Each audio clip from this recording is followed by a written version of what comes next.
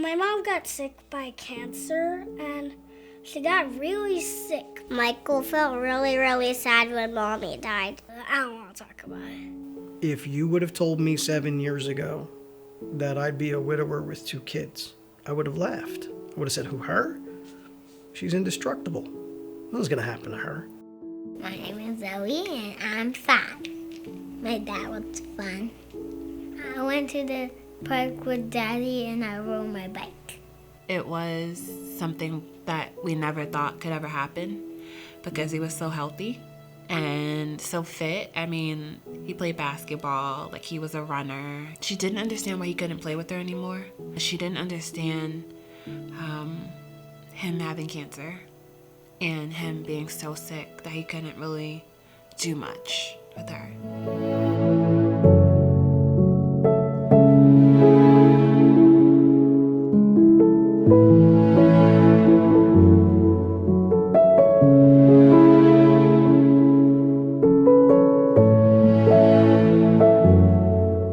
So we were opposite roles, right? Mom's out, she's like had the baby, she's back at work, and Dad's actually at home and taking care of the kids. So supportive, like I feel like I can't do this. Corey would say, you can do this and 10 times more, and you need to ask for more and you need to do more. And I'd be like, no, I'm not doing it. I want to quit. And he'd be like, nope, this is what we're gonna do. Denise was lucky enough to do something for a living which she found could help people, which was exercise. So through exercise and through fitness training, she helped people either reach a goal or even just simply feel better about themselves. 8.5 months pregnant with each kid, she was still working out. Literally, her customers were saying, you need to slow down. And she's saying, no, it's okay, I can modify. It was this thing in her life, I can modify. Something gets in my way, I'll just modify and keep going. And that was part of what she taught people. Corey's family's everything to him. Zoe truly was the light of Corey's life, his little princess. She loved being a mom. You could tell that it was something she really wanted to do for a long time. Even when she was sick. It was really something to see. You knew she was having a terrible day. You knew she didn't feel well. But she still gave as much as she could give to her children. We had a good 2 years, I'd say. We got a good 2 years from his first diagnosis of when he was told he had cancer. He lapsed out of remission. And once he finally found out that he lapsed out of remission, things just kind of went from there pretty quickly.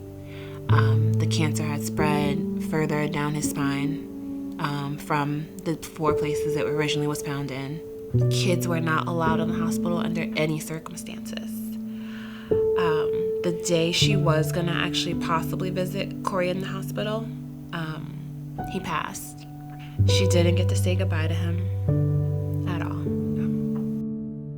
He just wanted me to know that, he loved us beyond. He wanted me to know that he was always with us and that, he really wanted Zoe to understand that, even if he wasn't there, he was there. My mom is upset. She went in her room and just cried. Over the course of a year or so dealing with this, a year or so later, we're being told everything worked out the way it should have. This is exactly what we wanted to hear. So, okay, we had this speed bump in life, and we got over it, and we modified what you had to do, and then probably about 3 months after that, when she was told everything looks fine, she started to have some more abdominal pain.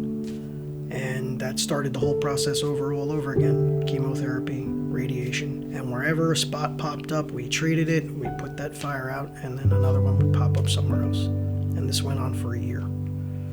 And finally, the disease landed in her lungs, and that's ultimately what took her out of this world. They did turn the machine off, took the tube out, and she didn't make it 10 minutes. But I know that she didn't feel any pain, and she tried to breathe as much as possible. She did not give up. And when I thought I saw her take her last breath, she had to prove me wrong. She got one more in. And she smiled.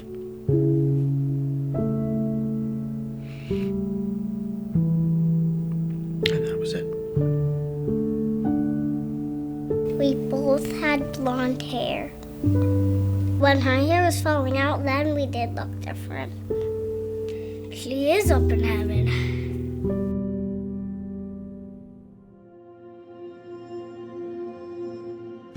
My favorite room is the orange room. It has a slide and it has a lot of cool stuff and fun stuff. Imagine helped me and my sister. Imagine helped me to talk about my daddy. Imagine has worked for my family by just giving us the space we need and giving us so many tools to help us deal with our grief. It was warm, it was welcoming, it was something that, they wanted to be into right away, because what kid wouldn't want to jump into some fun that's right there presenting itself to them? And it was a great way to have them come into it, because literally when they walked through the doors, there were kids laughing and playing. I think one of the first times I truly cried again was when we came to Imagine in September, and I heard everyone say how the names of their loved ones and how they may have died, or the dates they passed in that circle we do in the beginning. And that was just so impactful because I hadn't said it out loud. I knew from the first time I was here that it was something I wanted to continue to do, because it felt better to be here than I thought it was going to feel. I would tell anybody who's in a grieving family that Imagine works. If it's intended to do a particular thing, it works. They are going to understand when you express it. They'll understand when you don't express it and you behave a certain way because you're not expressing it. They're going to understand you. And that's why you want to put yourself around them at a place like Imagine. Corey, I want you to know that we're okay and we have support, and we found that at Imagine. We miss you. We love you. We always will. Life is not the same, but it's not all bad. Grief is something that we learn at Imagine that's a journey, and everyone's journey is different. And that your grief, as what they tell the kids, can be like the weather. Some days it can be good, some days it can be bad, and it changes rapidly. So don't be afraid to share it. My mom is in heaven now, and she's thinking that I'm happy.